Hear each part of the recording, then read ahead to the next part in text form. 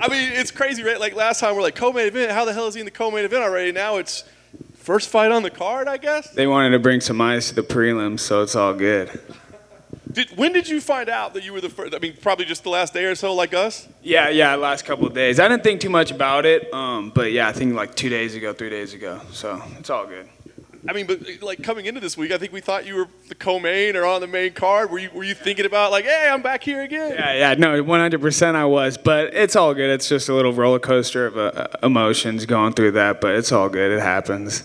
I mean, or it doesn't happen at all, but it's all good. I was going to say, I'm not trying to stir the pot, but I mean, is it all good, or are you just trying to be nice right now? Well, that's what I'm thinking. I don't know. I'm not going to burst in. I got to get the job done first, and I'll talk about it after. But I don't know. I don't know what that whole ordeal is. I'm not trying to get too much into it and think too much about it. But yeah, let's just get the job done Saturday. Then I'll have my input after that. What did you think about your performance last time out?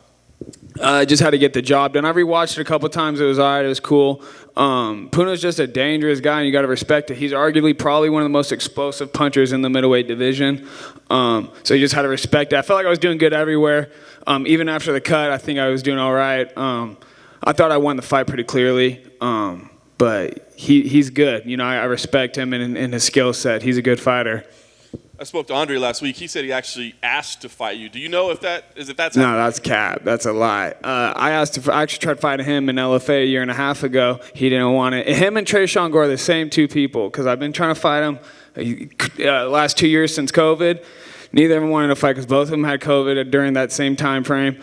And then after my last fight, within 24 hours, I was like, let's keep this ball rolling. Like, let me fight this guy or that guy. And then Petrosky was like the only guy that didn't really have a fight in that time frame.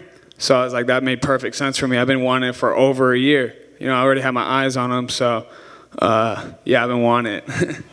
He says he's the best wrestler in division. What do you make of that? Oh, we'll see. Everyone says something, and then Saturday rolls around, they got a different answer for it. So we'll see. But yeah, he's got a big old Philly mouth. You guys do obviously have great grappling pedigree. So I do wonder, like, me as a grappling fan, like I want to see it grapple, but sometimes that means two guys end up standing and banging. What do you think? Yeah, I mean, his grappling pedigree compared to mine, I think we're on different planets. I'm placing out world championships, Pan American championships, national championships, winning them, and he hasn't even competed in them, can't even compete in them. You know, it's just different levels I think we reach in the grappling department, and I think it'll show Saturday just how different in worlds apart we are. But I'm excited. You know, I'm comfortable wherever the fight goes. You didn't have to come talk to us today, right? You didn't have to do the media obligation, but you were willing to do so. So why were you willing to come here? Because you guys are great people, and I like talking to you guys. Well, we appreciate that. So you're all right yourself. Last thing would be that, I guess, you know, anticipating this fight, what do you see? I mean, do you feel like this is going to be another, back and forth war? Do you think this is one you can dominate? I think it's a finish. I think it's a UFC fighter versus a regional fighter. He was trying to dog on the people I fought, and all of them have winning records, and then the two dudes he fought in the UFC aren't even here no more. And then before that, he was still losing or fighting people with negative records and losing to people with negative records. I'm like, how are you trying to diss me when I'm fighting the top prospects already? You know what I'm saying? It's just like, I think he's just kind of delusional, and I think it's going to show. And based on your career track record, the only natural next move would be to like headline a pay-per-view, right? That'd probably be like... Yeah, that's the only move. The best move. What's up, Nick? You said that you like to look at the comments from people. The fans have this idea that you're this boring fighter. What do you say to that? Oh, it's hilarious, dude. I troll people, too. I don't troll people, but sometimes I do if I'm bored. Like this week I was doing it because you got nothing to do all week, so I'm just like talking back, whatever.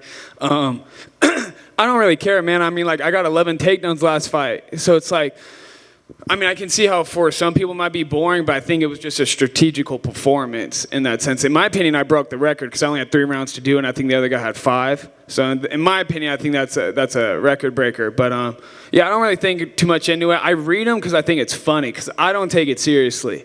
You know what I'm saying? Like I just have fun. I enjoy it. This shit's tight, you know. But people just hate for no reason. But it's funny, you know. It's funny. I mean, we kind of talked about it before, but I mean, you hang around Nick and Nate. You guys talk shit all the time. Oh yeah, dude. You'll hear I don't even want to go there, but it's all good. Yeah, you'll hear some people go back and forth with each other. You're gonna have thick skin, you know. It's just how it is. Yeah, we go back and forth with each other. And speaking of, there's this viral clip of you and Nate and TMZ about Hamzat. I mean, No, I'm down to fight Hamza. I'm for real about that. I think they just caught me. Nate was still talking, and I was just looking at him, and for some reason the camera pointed at me. So I was like, what the fuck? But it happens, I guess. Yeah, I'm down to fight that fool, though. I don't know why everyone's tripping so hard. I mean, he's a good fighter. Everyone in the UFC is good, though. So, yeah, I'm down and with it.